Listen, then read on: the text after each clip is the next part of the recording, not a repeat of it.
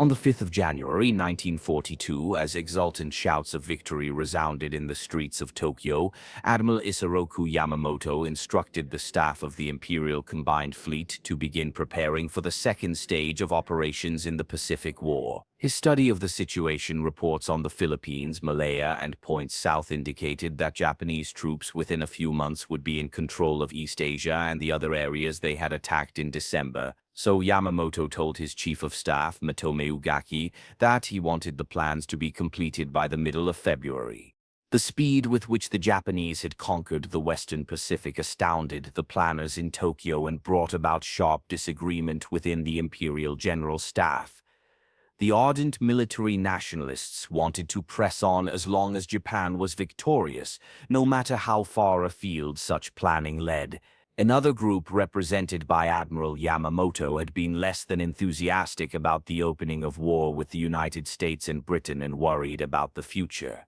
One reason Yamamoto was at sea aboard the Combined Fleet flagship Yamato was that friends on the Imperial General Staff had worried that if he remained in Tokyo he would be assassinated because of his public opposition to unlimited war.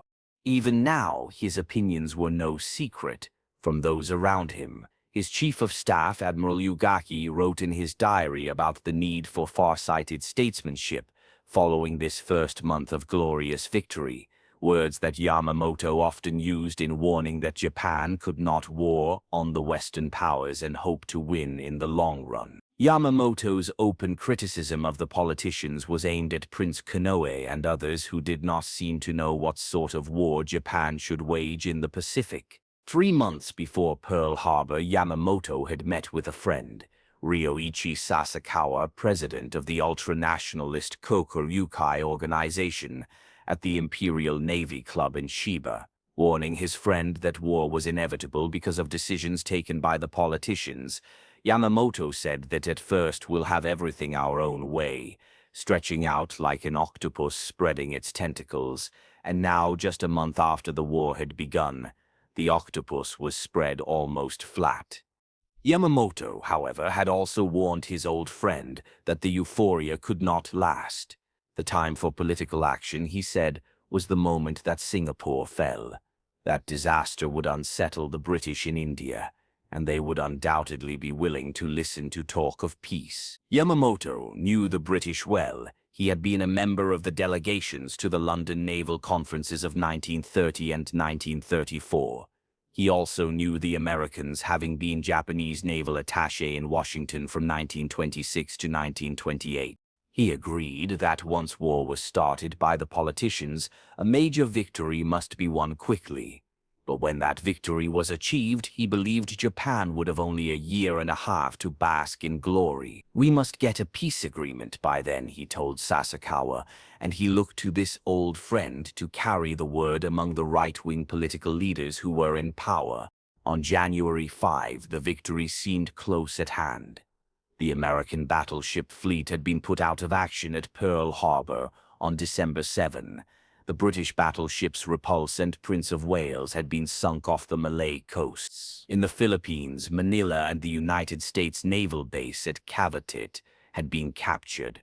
The British had surrendered at Hong Kong, and Japanese forces were on their way to new landings in the Dutch East Indies, at Rabaul on New Ireland, Ambon, and in the Salabes. The attack at Pearl Harbor, however, had not accomplished all Yamamoto had hoped for. The destruction of the major elements of the United States fleet was incomplete. The aircraft carriers which had been at sea were unharmed and represented a constant threat. What was needed was a spectacular achievement, and Yamamoto did not expect the fall of Singapore for 5 or 6 months. It came on February 15. He believed that if he was to achieve his goal of setting up the stage for negotiation, he must move in another direction. But the question before his planners was where to strike next. The army vetoed Yamamoto's suggestion for an attack on the Soviet Union. Such a war would be fought almost entirely on land, and the army was heavily occupied in China and Southeast Asia. So 3 other ideas were offered. Yamamoto's favorite was to attack in the Indian Ocean, invade Ceylon, draw out the British Far Eastern Fleet and destroy it, as Yamamoto had destroyed the American ships at Pearl Harbor, and then push into the Middle East to link up with the Germans, who were driving toward the Soviet oil fields in the Caucasus. Thus, the Japanese Navy would be assured of all the oil it needed. The Army refused to consider a Middle Eastern operation, so only two plans were left. One, advocated by the Naval General Staff in Tokyo, called for an attack on Australia to deprive the Americans of that forward base of operations. After moving into the Solomon Islands, the Navy would take New Guinea, New Caledonia, Fiji, and Samoa. Advocates of this plan at Imperial General Headquarters were already setting up occupation systems for Australia and New Zealand. But Yamamoto did not like the Australia plan because he thought it would take too long and still would not be spectacular enough to halt the Americans. Yamamoto also knew the Pearl Harbor attack had aroused the spirit of vengeance in people the Japanese had been learning to detest as soft and incompetent. Too soft, the Army said, to fight a war to the finish.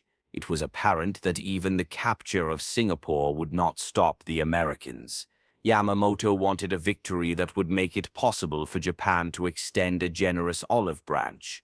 In January, Yamamoto ordered another plan drawn, and 2 months later sent officers to Tokyo with the document designated the WWII Plan, which envisaged a battle off Midway Island where the American carrier force would be destroyed. He also sent to Tokyo the WWII Plan, which detailed the invasion of the North American continent via Alaska.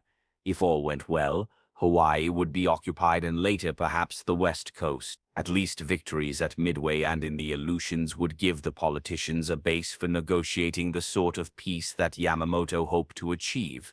In Tokyo, the admirals quarreled around the conference table in the Navy Ministry, but in the end, Yamamoto had his way. Forgotten was the potential significance of the fall of Singapore in February and the impending collapse of Bataan and Corregidor, either of which might have served Yamamoto's purpose. The reason they were no longer important lay in the April raid of Lieutenant Colonel Jimmy Doolittle's B-25 bomber squadron on Tokyo. The Doolittle raid had shocked the Japanese into a realization that the Americans were only beginning to fight. In June, after the Midway operation flamed into disaster for Japan, there was no time for recrimination. Indeed, the Army did not even know the full extent of the defeat. The news of the destruction of 4 big fleet carriers was carefully suppressed so that it was known only at the highest levels of the Navy. While Yamamoto had been off on his Midway excursion, the Naval General Staff in Tokyo had moved the Navy and its air forces steadily southward to set up the forthcoming attempt to cut off Australia. Naval forces had taken Rabaul on January 23, and from that time onward they had conducted constant air reconnaissance and bombing raids against other islands and New Guinea. It was apparent to the Australians, who communicated their concerns to General Douglas MacArthur after his arrival in March, that the Japanese would soon move against New Guinea. If they were successful, it would be very nearly a walkover for the Japanese to take northern Australia. In February, the Japanese had already bombed Darwin, and in March, when they invaded Salamaua, New Guinea, the pace stepped up. In May, just before the Midway battle, the Japanese sent an occupation force toward Port Moresby, but it was turned back by the fierce defense of the Americans and Australians in the carrier battle of the Coral Sea. The Japanese did occupy Tulagi north of Guadalcanal and built a seaplane base there. The Battle of the Coral Sea convinced planners in Washington and Australia that they had to prepare for a Japanese move in the south. MacArthur told the Australian government it must be ready for an attack before a Japanese thrust that was generally expected to be made against India. He cabled General Marshall for 2 carriers and 1,000 planes. But in Washington that May, Admiral Ernest J. King, Chief of Naval Operations, informed General Marshall that until the end of June he would have only 2 working carriers in the entire Pacific, while on the eve of Midway the Japanese had 10. Pacific Fleet Commander Chester W. Nimitz had already given advanced warning about the big move he expected the Japanese to make, which turned out to be the Midway battle. While events were taking their course at Midway, the Japanese were establishing their forces in the New Guinea Solomons area. Major General Tomitaro Horie landed at Gona on July 21, 1942, with the objective of capturing Port Moresby by an overland advance across the Owen Stanley Range. This marked the beginning of a grueling campaign that would ultimately end in failure for the Japanese, but which demonstrated their continued determination to sever Allied lines of communication with Australia. The South Seas Force landed at Salamaua, and the naval troops occupied Lae, beginning to build an airbase there, independently of Admiral Yamamoto. The Imperial General Staff had planned the Port Moresby operation, and Lieutenant General Harukichi Hayakutake was ordered to press on toward New Caledonia, Fiji, and Samoa, and to be ready to resume the advance against Port Moresby by July. That would be after the Midway Battle, when Admiral Yamamoto could be expected to have returned with his combined fleet. That big carrier force was expected to protect this new move. In spite of the defeat at Midway, which was reported as a victory to the forces in the field, Imperial General Headquarters did not alter its plans. A few days after Midway, the Australians informed General MacArthur that the Japanese were ready to move. In view of the reported Midway victory, MacArthur suggested that the Allies make a preemptive attack on the New Britain New Ireland area, and then an assault on Rabaul, the main Japanese naval and air base in the area. With the two carriers, the 1,000 planes, and an amphibious division, MacArthur would force the Japanese back to Truk. On June 12, General Marshall offered the MacArthur plan to Admiral King. With some modification, he wanted 3 carriers instead of 2, plus 1 Marine division and 3 Army divisions to make the assaults. Admiral King opposed the idea because it would put MacArthur in command of the fighting. King's other reasons were supplementary. The carriers would be subject to land-based attack, and they would not have enough protection. As it turned out, the Navy had to cope with both of these tactical problems at Guadalcanal. King devised his own plan, a drive from the New Hebrides by forces under Navy command. MacArthur objected to having his army forces serve under the Navy, but nobody could deny the necessity of stopping the Japanese before they took New Guinea and were poised to attack Australia. The problem for the Joint Chiefs of Staff is who was going to command the operation. They gave Phase 1 the primary task of taking the Santa Cruz Islands, Tulagi, and adjacent positions to Admiral King. Guadalcanal was just a spot on the map with no known tactical or strategic value. It did not even merit a name in this JCS plan. General MacArthur was thrown a sop after Phase 1. He was to take over and mop up the Japanese in the rest of the Solomons, Rabaul, and New Guinea. Admiral King was given his way because the Joint Chiefs of Staff recognized that King had already planned a defense line down the Pacific to protect Australia, and his plan would need relatively less force than MacArthur's. Thousands of troops were training in New Caledonia, and King had wheedled General Arnold into sending several squadrons of United States Army Air Force planes there. He had reinforced Samoa and Efate in the New Hebrides, and he planned to put a base in Tonga. Admiral Wilson Brown, whose indecisiveness at the time of the Wake Island crisis had aroused King's annoyance, was shipped off to a newly established unit called the Amphibious Training Command at San Diego. He and Marine Major General Holland Smith were told to develop new techniques for island warfare. Rear Admiral Richmond Kelly Turner, King's chief plans officer, suggested that the first effort must be to hold the line in the South Pacific while training the amphibious forces. The second stage would be a combined offensive by the United States, Australia, and New Zealand through the Solomon Islands to the Bismarck Archipelago and the Admiralty Islands.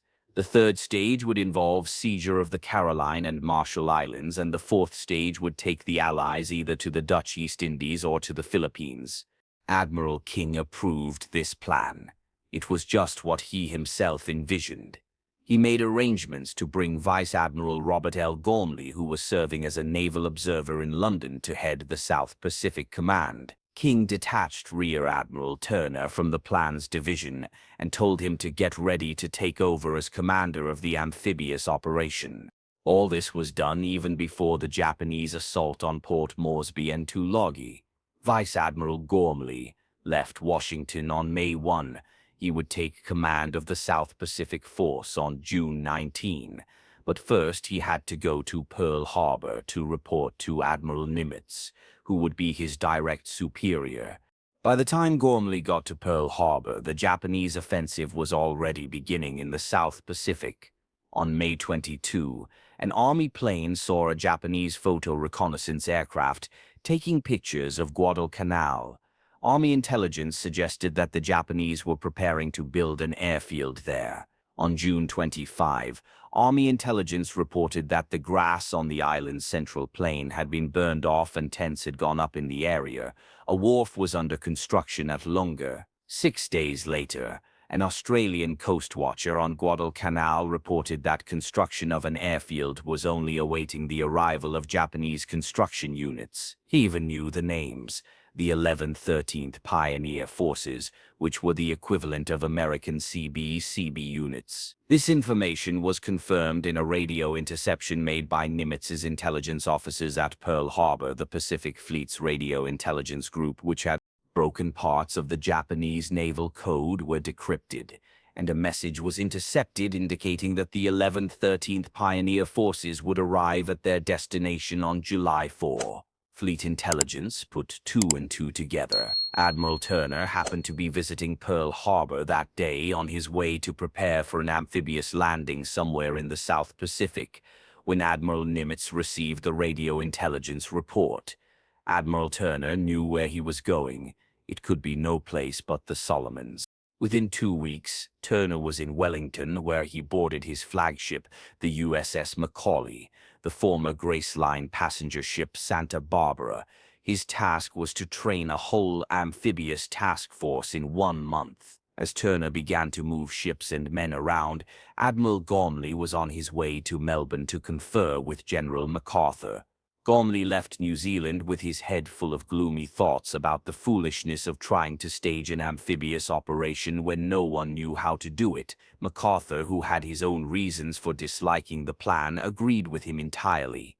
They also agreed that, with the planes at hand, they could not guarantee the landing sufficient air coverage. After all, this meeting occurred on July 18, and the landings were to be made in 3 weeks. Gormley sent a dispatch back to Washington recommending that the operation be deferred, but King was not happy with that message. King had told his new commander that he was handing him a difficult job and that he would not be able to give him the proper tools until perhaps the fall. The answer was no. The invasion would proceed as planned.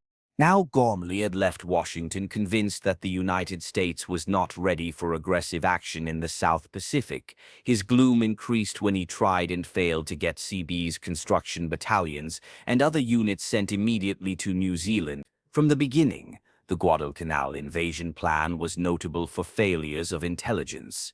All concerned commands knew that an operation was in the offing, particularly after July 10, when Admiral Nimitz sent Admiral Gormley his operations orders.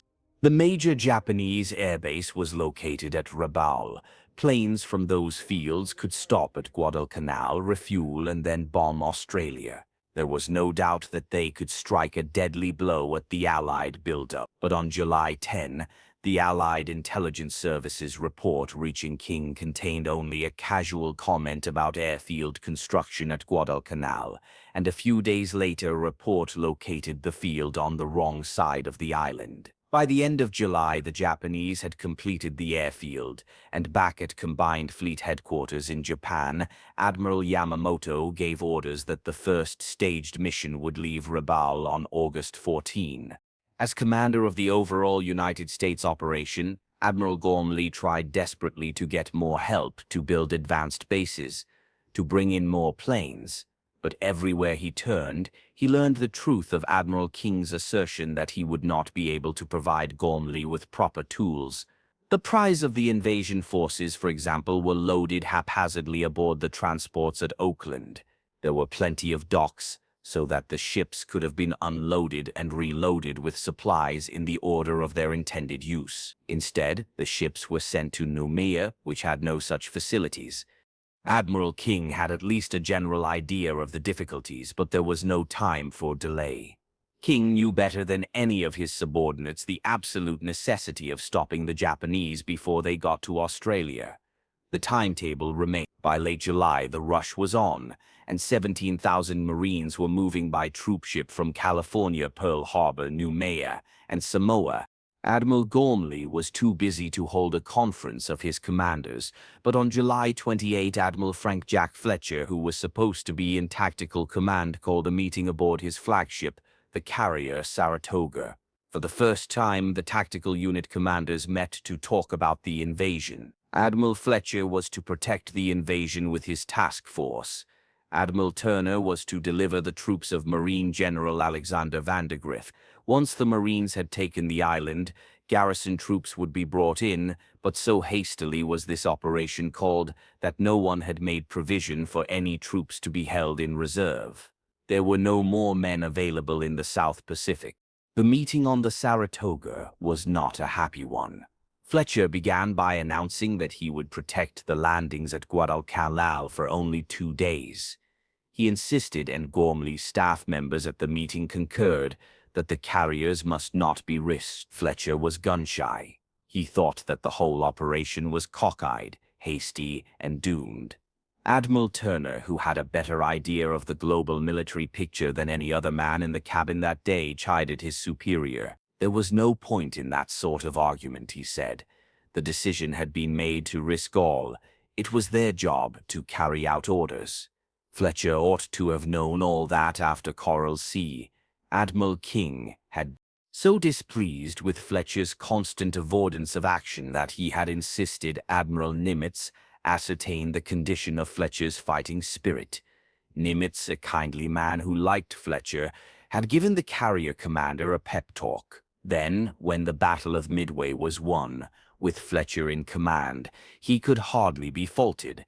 But on the eve of the first American offensive operation, to warn the troops and the men of the support ships that he was going to desert them in 48 hours was a most inauspicious beginning. The rehearsal for the Guadalcanal invasion was staged on July 28 and lasted 3 days. The scene was Coro Island near Fiji. Only a third of the assigned troops managed to get ashore, and when they did, they didn't know what to do. General Vandergrift regarded the mock-up as a complete bust, but there was no time even to second-guess. On July 31, the Marines were back aboard the transports heading for Guadalcanal. On the afternoon of August 6, as the task force of 75 ships neared the Solomons, Admiral Fletcher nervously broke away with his carriers. He would have his planes over the landing force as promised, but the 26 ships of the carrier group were being taken as far from harm's way as possible. If American intelligence was so faulty as to permit the Japanese buildup of the airfield at Guadalcanal, Japanese intelligence was faultier still. As the United States invasion fleet massed in the South Pacific, the Japanese had no inkling of a forthcoming attack. In July 1942, the Japanese army was preoccupied with trying to capture New Guinea as a staging point for its operations against Australia and New Zealand. Major General Tomitaro Hori's South Seas Force landed 2,000 troops near Buna. After capturing Buna, the Japanese planned to construct airfields there as a prelude to a new attack on Port Moresby. Thus, in July, Japanese air power was concentrated against Port Moresby. Bombers and fighters swept over the piers and airfields nearly every day. After the Japanese landings, their air forces were also called on to support the beachhead, and in the early days of August, their attention was fixed on the new drive. The combined Australian and American Air Force responded with raids on the Japanese air bases at Lae. During these preparations, Admiral Yamamoto's flagship Yamato was anchored at Hashirajima in Japanese waters. In a leisurely fashion, he was preparing for the forthcoming air operations over Australia, and he would see then what action was to be taken next. In preparation on August 3, the naval air groups stationed at Lely were brought back to Rabaul to be ready for the Guadalcanal operations that would begin the following week. During the first week of August, the South Pacific skies were cloudy, and only a handful of Japanese search planes took to the skies. None of them found the American armada that was steaming toward Guadalcanal. The Japanese airmen flying out of Rabaul were surprised to encounter American carrier aircraft in the skies around Buna. They had been told that the United States carriers were destroyed at Midway. The pilots assumed that the carriers were operating with Australian forces that had marched across the Owen Stanley Mountains. Actually, they were training for the Guadalcanal invasion. No one in the Imperial High Command or in the field suspected a forthcoming invasion. After their 8 months of continuous victories, it was hard for the Japanese to believe that the Allies could launch a seaborne invasion. Had the idea been suggested, they would have agreed with General MacArthur and Admiral Gormley that such an invasion had almost no chance of success. So as the American Expeditionary Force moved toward Guadalcanal, it enjoyed the element of surprise. On August 4 and 5, the 75 ships steamed on under an overcast sky, and on August 6, the fleet moved through rain squalls almost all day long. But as dawn rose on the morning of August 7, the sky cleared, which meant the carrier planes would have good visibility for their attacks. The fleet went to general quarters at 5:30, and at 6:07 the carriers launched their first strike. The planes from the Wasp, Saratoga, and Enterprise were assigned targets on Guadalcanal Island, Tulagi, Gavatu, and Tanambogo. The Japanese had established a seaplane base on Gavatu and Tanambogo, which were connected by a causeway. The Japanese planes had been kept down the day before by bad weather. Admiral Fletcher's task force reported one unidentified aircraft during the day, but whether it was Japanese or a plane from General MacArthur's command was undetermined. In any event, the Japanese were not aroused until 6:12 a.m., when the communications headquarters at the Tulagi seaplane base sent a frantic message announcing the attack. The radio message went to the 4th, 6th, and 8th Fleets, Admiral Yamamoto, and Imperial Headquarters. It was simple and succinct: enemy heavy bombardment in progress. The weather had cleared, and the carrier planes flew off into scattered cumulus clouds in the light of a quarter moon. The fighters and bombers moved off on their appointed missions. 8 fighters led by Lieutenant Elaine Bauer took off from the Enterprise to attack Guadalcanal's aircraft, PT boats, troop installations, and supply dumps. They found no aircraft and no PT boats, and they did strafe the buildings on the airfield at Lunga Point. Meanwhile, another 8 fighters from the Enterprise maintained a combat air patrol over the transport sports from 6 errand until 8, when they were replaced by others. Bombers began to hit Tulagi and the Lunga Point area, but no enemy air activity was encountered. The Americans had the skies to themselves all morning, and the only planes damaged were those hurt in operational accidents. Planes from the other carriers struck the seaplane base at Gavatu. The surprise was total. American aircraft arrived and began bombing and strafing the seaplanes anchored in the water, destroying 9 float planes similar to the 014 4-engine Kawanishi flying boat and 8 seaplanes that doubled as search planes and bombers. The few Japanese pilots who tried to take off were shot down before they became airborne. Not a single Japanese plane at Gavatu survived the attack. Other carrier planes hit Japanese troop concentrations on Tulagi. Some struck targets on the beaches that the Marines would soon invade. Before dawn, the Marines on the decks of the transports could see the high mountains of the island that was their objective. The transports slipped through the narrow neck between Guadalcanal and Savo Islands into Sealark Channel. As dawn rose, the guns of the escorting warships fired, and flashes of light illuminated the fleet. There was virtually no answering fire. The bombardment from the cruisers and destroyers accompanying the troop ships started fires along the shore. An oil dump exploded, sending flames leaping into the sky. At 8:00, after 2 hours of bombing and shelling, the landing craft began to move toward the north shore east of Lunga Point. The Marines were nervous. Neither they nor their officers had any practical experience in such a landing, for this was the first American amphibious invasion since the Spanish-American War. At 9 a.m., troops were landing on Guadalcanal. They met no resistance because the Japanese had fled into the hills. The going was ridiculously easy. The Marines soon saw how completely they had surprised the enemy. They came across wooden barracks that had never been slept in. They found a tent with a breakfast table full of platters and bowls of meat, rice, and cooked plums.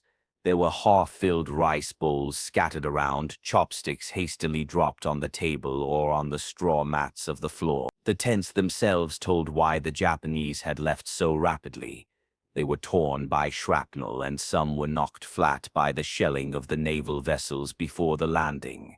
But any Marine who felt like celebrating over the ease with which they had taken their early objectives had some shocks coming. It was true that the Japanese had been surprised on Guadalcanal, and they had not dug in yet nor created permanent fortifications, because most of the men were construction troops, not fighting men. But over on Tulagi, Lieutenant Colonel Merritt Edson's 1st Marine Raider Battalion and the 5th Battalion of the 2nd Marines encountered stout resistance. About 250 Japanese were located on this island. These were troops of the Yokohama Air Base Detachment under Captain Shigetoshi Miyazaki, experienced and dedicated fighters. Edson's 1st Raiders were the toughest American troops in the Pacific. They were all volunteers chosen from the ranks of a force known for its fighting qualities. The Raider concept had come from Lieutenant Colonel Evans Carlson's recommendation for the creation of a commando force. Carlson's experience had included a service tour of several months with the Chinese Communist 8th Route Army in its guerrilla struggles against the Japanese in North China. Edson's raiders had trained for many months under Spartan conditions, and when they came to Guadalcanal, they already had a powerful reputation.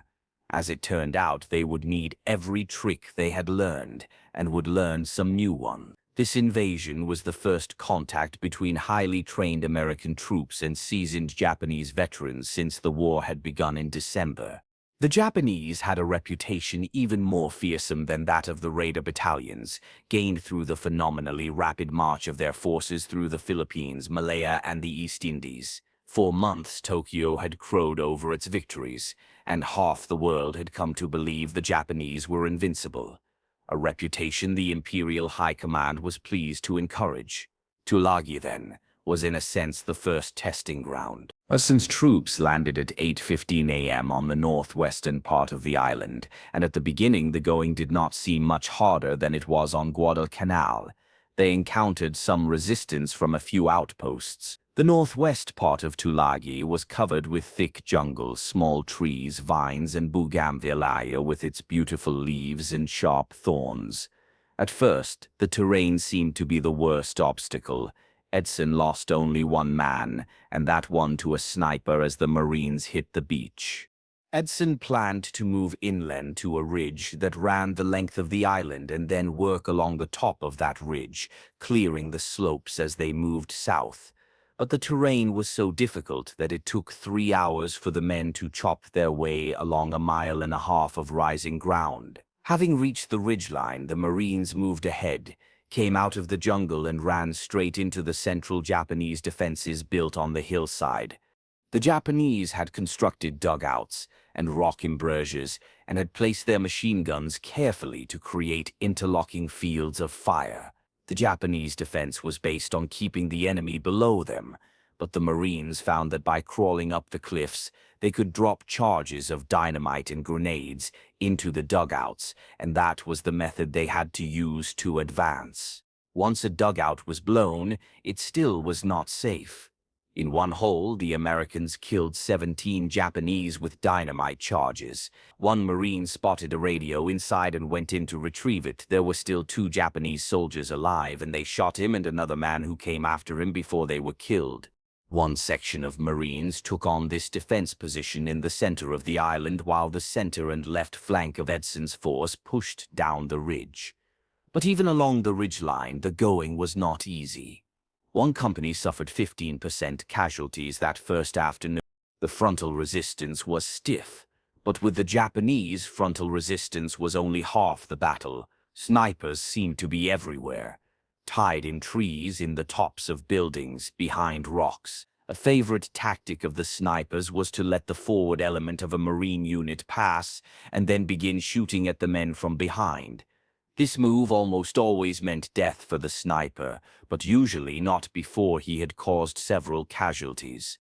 And one thing the first raiders learned that day was that the small .2.25 caliber Japanese rifle and machine gun slug were more apt to wound than to kill, which from the Japanese point of view was satisfactory since it took additional troops and resources to care for the wounded. During the afternoon, the raiders drove along the ridge until they ran into a three-sided ravine whose floor was an old British cricket field. The Japanese had dug into the ravine walls and established interlocking fields of fire that would become tragically familiar to Allied forces in the months to come. As the Marines advanced, they encountered deadly crossfire, forcing Edson to halt his advance with nightfall approaching. This was no time to probe known dangers in the darkness. That night on Tulagi, the Marines experienced another new aspect of Japanese warfare, the desperate, suicidal counterattack that would become infamous. Waiting until the Marine perimeter grew quiet at 10:30 p.m., the Japanese broke through between two companies and surrounded one of them. The Marines fought in foxholes and in the open using rifles, machine guns, grenades, and knives. Some Japanese reached within 50 yards of Colonel Edson's command post before being repulsed, but not before one company lost half its non-commissioned officers. On August 8, reinforcements swelled the American presence on Tulagi to 7,500 men. Edson's raiders and the 5th Battalion of the 2nd Marines resumed their advance toward the southeastern end of the island, systematically attacking dug-in machine gun positions along the steep sides of the old cricket ground. From one cave they removed 35 dead Japanese, some already rotting, others killed in the final moments of defense. This revealed a fundamental truth about Japanese tactics. Soldiers would hold their position to the last, unless ordered to retreat, demonstrating remarkable discipline. Those who surrendered on Guadalcanal were mostly Labor Battalion members, not combat troops. The raiders encountered dozens of examples of this unyielding spirit. In one dugout, 3 cornered Japanese officers shared a single loaded pistol. As Marines prepared to assault, 3 shots rang out. Inside, they found 3 bodies. One officer had used his last 3 rounds to kill his companions and himself. This suicidal determination initially surprised the Marines. Americans struggled to understand why cornered soldiers would choose death over surrender. After several incidents where Japanese pretended to surrender only to attack their captors or detonate grenades, the Marines adapted, thereafter making little effort to take prisoners. Tulagi was largely secured by the second day, though snipers continued to harass American troops for days afterward. The stubbornness of the fighting was epitomized by Gunnery Sergeant Angus Goss's experience at a cave near the cricket field. After having his grenades thrown back at him twice, he used a satchel charge only to have it pushed back out, wounding him with rock splinters. Enraged, he finally charged into the cave with his submachine gun, killing 4 Japanese and finding 8 others already dead. The fighting on WW2 and Tanambogo proved even more vicious than on Tulagi. Though initially surprised by the landings that morning, the Japanese quickly organized fierce resistance from hills dominating the small islands. Their defenses along the slopes, well supplied with machine guns and automatic rifles, made advance difficult. On Tanambogo, the fighting reached almost unbelievable intensity. Japanese soldiers swarmed, landed tanks, jamming crowbars under treads and throwing gasoline-soaked rags. One tank commander killed 23 Japanese before being stabbed through his open hatch. Another tank was set ablaze.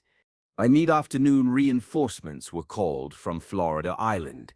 As they approached Tanambogo at dusk, a misfired naval shell ignited a fuel dump, illuminating the landing craft perfectly for Japanese gunners. Chaos ensued.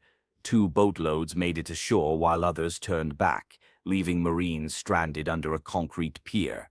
Captain Crane and 5 men became separated, hiding in brush until they could escape under cover of darkness.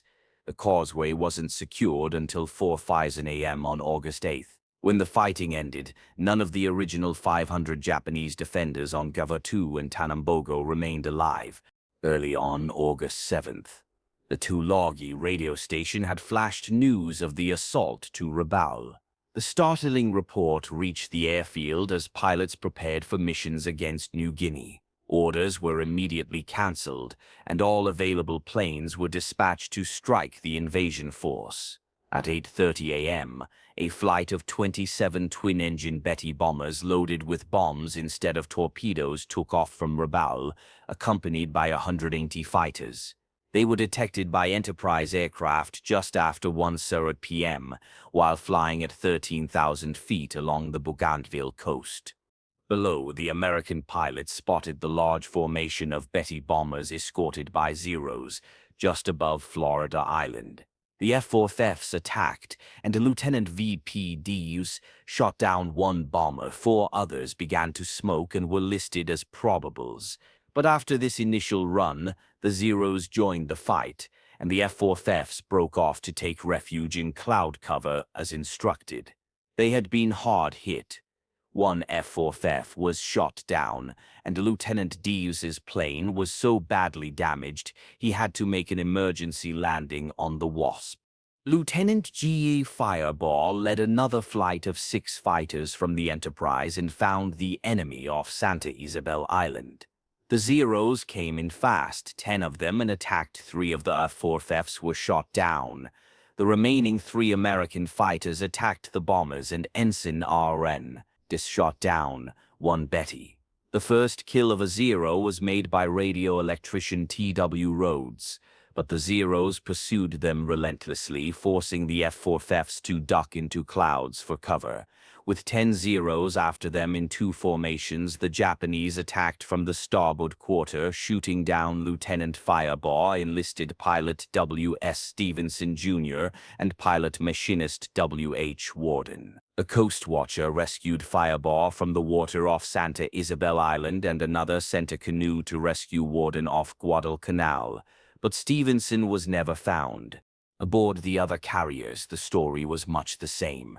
The bombers were easier targets. 6 fighters of Flight 323 encountered enemy bombers off Lunga Point and shot down 4, with machinist D.E. Roonan destroying 2 single-handedly. Just after 2:30 in the afternoon, the Japanese Betty bombers and Zero fighters began their run over the islands. Coast watchers were on high alert. Paul Edward Mason, a copra planter in peacetime stationed on Malabang Hill on Bougainville overlooking Buin, sent a message at 9:00 a.m. that 24 Japanese bombers were heading toward Guadalcanal, still 400 miles or 2.25 hours away. This warning was relayed from Pearl Harbor to the fleet, giving the invasion force ample time to prepare. The reaction aboard HMAS Canberra, one of the Australian cruisers, was typical. When the word came, the boatswain's mate piped, "The ship will be attacked at noon by 24 torpedo bombers. All hands will pipe to dinner at 11 heaven." The torpedo bombers arrived right on schedule. American fighters climbed to 20,000 feet as the bombers reached the north shore of Guadalcanal and looked down on the invasion fleet.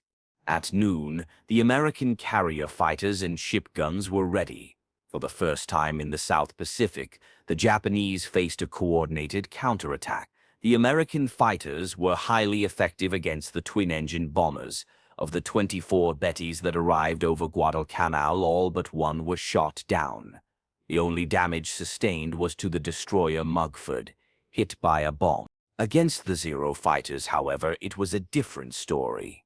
Pilot Officer Saburo Sakai, Japan's leading ace, was among the 18 skilled flyers chosen for this long-range mission.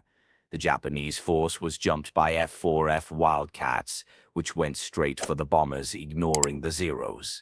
The Zeros protected the bombers as best they could, then turned on the American fighters.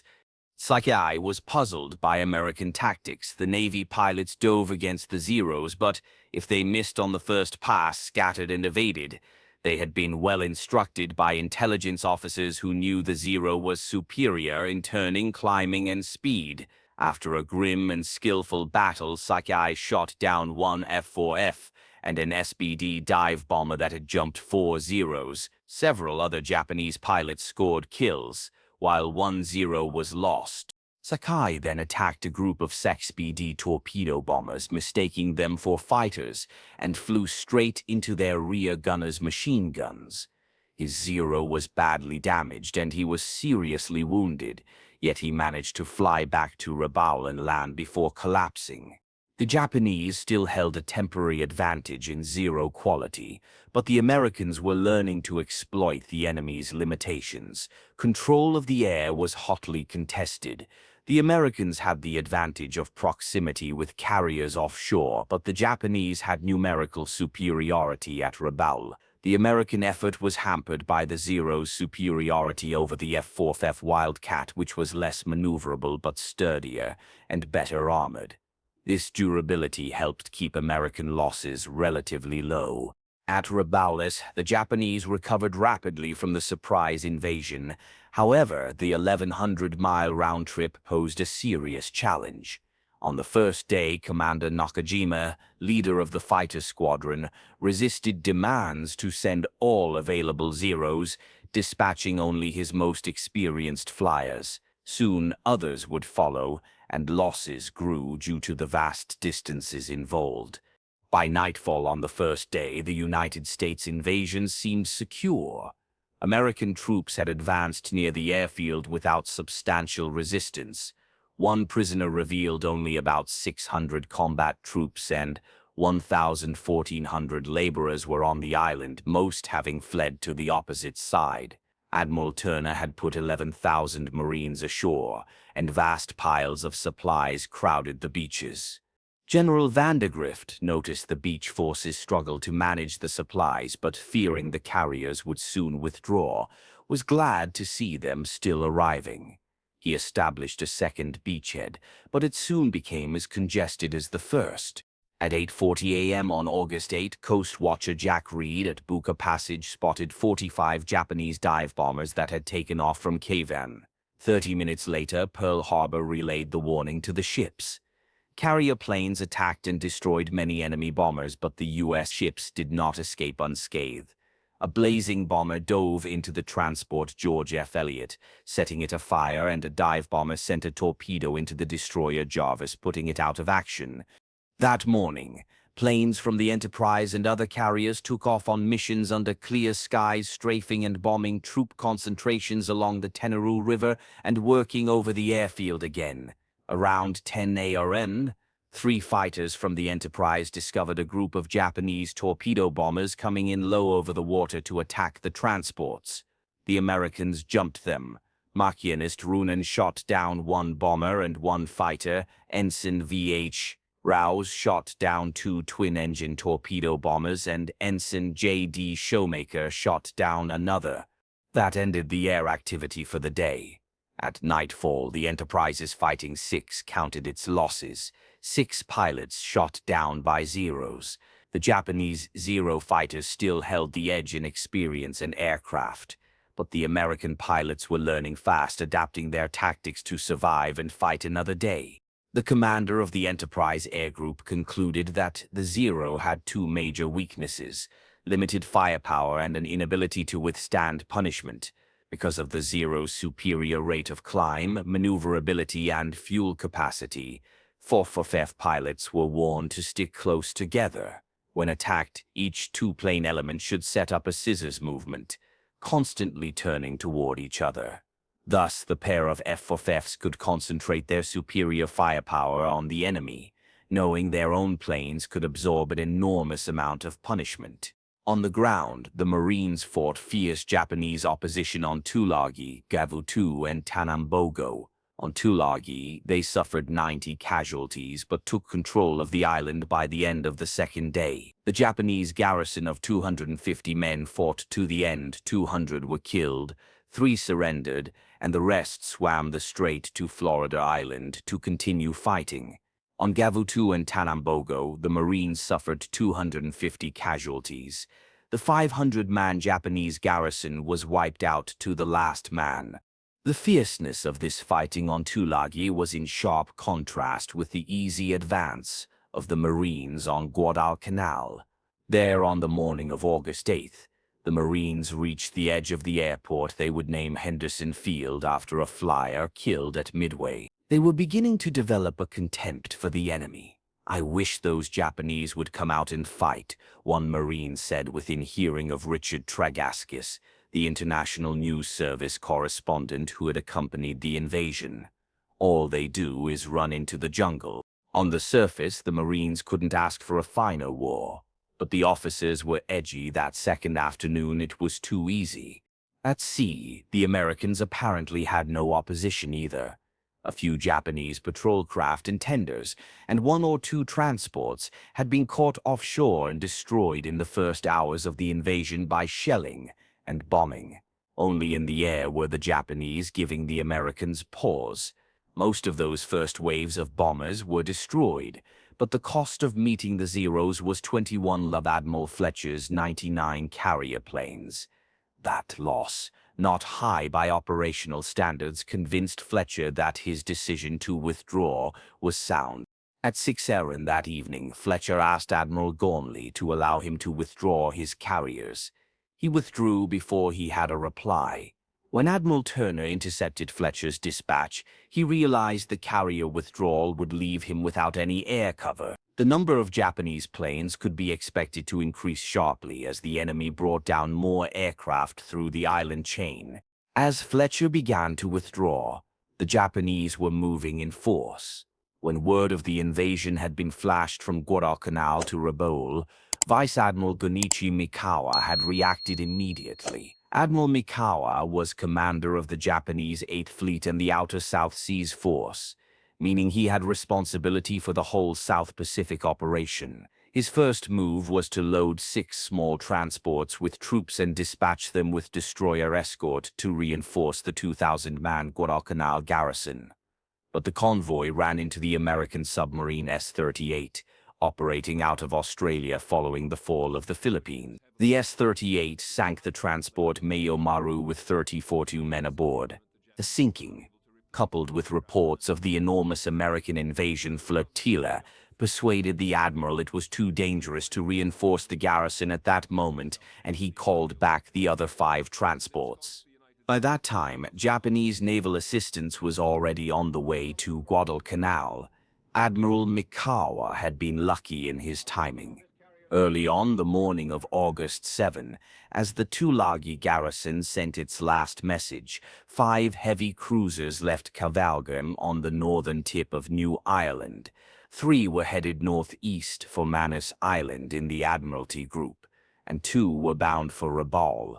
Admiral Mikawa soon ordered all 5 cruisers to hasten to Rabaul. Shortly after noon, the cruiser Chokai, accompanied by a destroyer, moved into Simpson Harbor. The other 4 cruisers waited in St. George's Channel between New Ireland and New Britain for the Chokai to rejoin. When she came up late that afternoon, she was carrying Admiral Mikawa himself and was accompanied by the light cruisers Tenyu and Yubari. Thus, the Japanese moved toward Guadalcanal with 5 heavy cruisers, 2 light cruisers, and a destroyer. As they sped south, Admiral Mikawa composed his battle plan. By cutting speed, they could delay their arrival until after midnight on August 8th and make a surprise night attack on the American forces at the beachhead.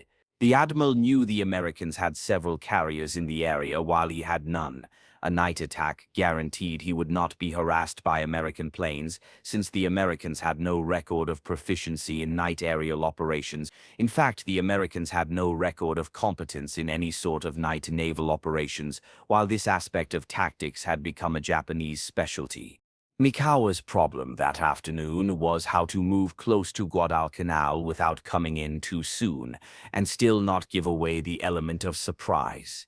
He had to attack to support the Guadalcanal defenders, but if he could surprise the enemy, the effectiveness would be enormous.